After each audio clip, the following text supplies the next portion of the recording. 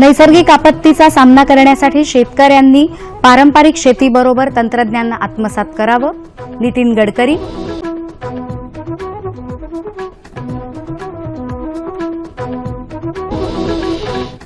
राज्यातील सीसीआयची कापूस खरेदी थांबली.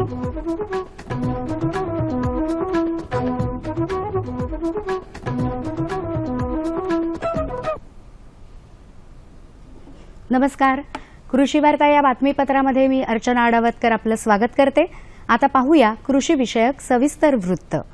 नैसर्गिक आपत्तींचा वारंवार सामना करावा लागणाऱ्या शेतकऱ्यांनी या संकटावर मात करण्यासाठी परंपरागत शेतीबरोबरच सेंद्रिय शेती तंत्रज्ञान आणि धान्य प्रक्रिया तंत्रज्ञान आत्मसात करावं असं आवाहन केंद्रीय रस्ते वाहतूक आणि नौवहन मंत्री नितीन गडकरी यांनी केलं आहे. अॅग्रोव्हिजन आणि विदर्भ गौरव फाउंडेशन यांच्या संयुक्त विद्यमानी नागपूर इथं आयोजित सेंद्रिय शेतीवरील कार्यशाळेच्या उद्घाटन प्रसंगी ते बोलत होते. मातीच्या घटकांचं पृथक्करण केल्यानंतर त्यानुसार योग्य असा पिकांचा पॅटर्न ठरवावा असं ते म्हणाले. केंद्र आणि राज्य सरकार राबवत असलेल्या विविध विकास योजनांच्या पूर्ततेसाठी त्यात लोकांचा सहभाग आवश्यक आहे असंही गडकरी यांनी यावेळी सांगितलं. राज्यात झालेल्या बिगर मोसमी पावसामुळे आंब्याच्या पिकावर परिणाम झाला असून आंब्याचे भाव वाढले आहेत. परदेशातून मागणी असूनही यंदा आंबा निर्यात करता येणार नाही अशी माहिती राज्याचे सहकार आणि पणन मंत्री चंद्रकांत पाटील यांनी पुण्यात पत्रकार परिषदेत दिली. पुण्यात पणन मंडळ इथे आंबा महोत्सवाच्या उद्घाटन प्रसंगी ते बोलत होते. गेल्या वर्षी युरोपात हापूस आंब्याला बंदी घालण्यात आल्याने आंब्यावर प्रक्रिया करण्यासाठी अद्ययावत यंत्रणा वाशी इथे सुरू करण्यात आली आहे.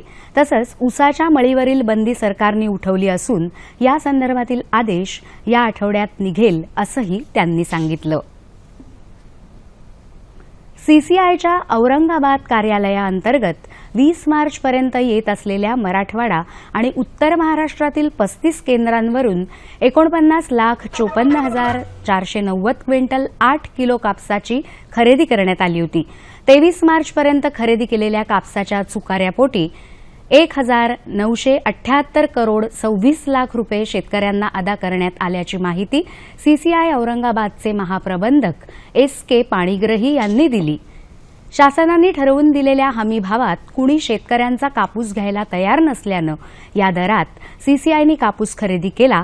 आता खासगीत कापसाचे भाव वधारल्याने कापूस खरेदीसाठी सीसीआयला पुढाकार घेण्याची गरज उरली नाही. त्यामुळे आर्थिक वर्षाच्या हिशेब जुळवाजुळवीनंतर कापूस खरेदी थांबवण्यात आली आहे असं पाणीग्रही यांनी सांगितलं. राज्यातल्या अपुऱ्या सिंचन योजना प्राधान्याने पूर्ण करण्यावर भर देणार असून त्यासाठी 72 कोटी रुपयांच्या निधीची आवश्यकता आहे. प्रसंगी कर्ज रोखे कर्ज काढून सिंचन योजना मार्गी लावणार असल्याची ग्वाही जलसंपदा मंत्री गिरीश महाजन यांनी दिली. टेंबू योजनेअंतर्गत असणाऱ्या विसापूर पाणी योजनेच्या पाणीपूजन प्रसंगी ते बोलत होते. उपसा सिंचन योजना नियोजन आणि कालबद्ध कार्यक्रम राबवून रखडलेले प्रकल्प वेळेत पूर्ण केले जातील असं जलसंपदा मंत्री महाजन यांनी सांगितलं. राज्याचं कृषी विकास धोरण ठरवण्यासाठी नीती अर्थात national institute for transforming India आयोगाच्या धर्तीवर कृषी विकास कृती गट स्थापन करण्यात आलाय. कृषी आणि पणन विभागाचे अतिरिक्त मुख्य सचिव यांच्या अध्यक्षतेखाली विविध विभागांच्या 12 सचिव आणि आयुक्त दर्जाच्या अधिकाऱ्यांचा या गटात समावेश करण्यात आलाय. राज्याचे कृषी आयुक्त विकास देशमुख यांचा सुद्धा या गटामध्ये समावेश आहे. धुळे जिल्ह्यातील कृषी आणि पणन विभाग तसंच आत्मा प्रकल्प संचालक कार्यालयातर्फे आयोजित धान्य महोत्सवाला ग्राहकांचा उत्स्फूर्त प्रतिसाद लाभला. यंदा गारपीट आणि वादळी वाऱ्यामुळे पिकांचं नुकसान झालंय तरी सुद्धा शेतकऱ्यांनी धान्य महोत्सवात उत्साहित होऊन सहभाग नोंदवलाय. यावेळी अनधिकृत बीटी बियाणं विक्री होऊ नये या फलकाचं प्रकाशन करण्यात आलं. तसंच महोत्सवात सहभागी जिजामाता महिला गट, भूमिपुत्र शेतकरी गट, महिला आघाडी शेतकरी गट या गटांचा जिल्हाधिकाऱ्यांच्या हस्ते 20,000 रुपयांचा धनादेश आणि प्रशस्ती पत्रक देऊन गौरव करण्यात आला. आता पाहूया बाजारभाव.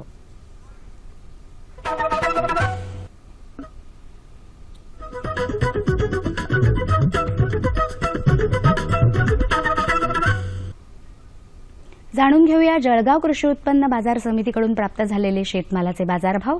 हे भाव शेतीमालाच्या उत्पादकांसाठी आहेत. निराळा उल्लेख नसल्यास भाव प्रति क्विंटल आहेत. गहू कमाल दर 1400 रुपये प्रति क्विंटल, किमान दर 1281 रुपये प्रति क्विंटल. ज्वारी 1220, 1175, फ्लॉवर 2000, 1000, कोबी 800, 500, वांगी 1400, 800, पालक 1100, 1100, लिंबू 3200, 1800, आंबा 4500, 3000 आणि केळी 350 आणि 200 रुपये.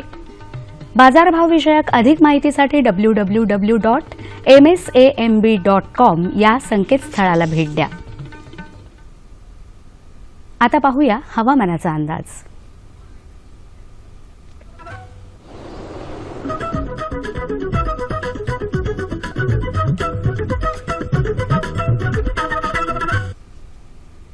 येत्या 2 दिवसात विदर्भात उत्तर कोकण, उत्तर मध्य महाराष्ट्र या ठिकाणी हवामान कोरडं राहील. दक्षिण कोकण, दक्षिण मध्य महाराष्ट्र, मराठवाड्यातल्या तुरळक ठिकाणी मेघगर्जनेसह पावसाची शक्यता आहे असा अंदाज वेधशाळेने वर्तवला आहे. जाणून घेऊया राज्यातल्या प्रमुख शहरांचं तापमान कमाल आणि किमान अंश सेल्सिअसमध्ये. मुंबई 34-24, पुणे 39-23, नागपूर 41-23, औरंगाबाद 39-24, सोलापूर 40-24 आणि नाशिक 37 आणि 21 अंश सेल्सिअस. हवामान विषयक अधिक माहितीसाठी www.idmumbai.gov.in या संकेतस्थळाला भेट द्या.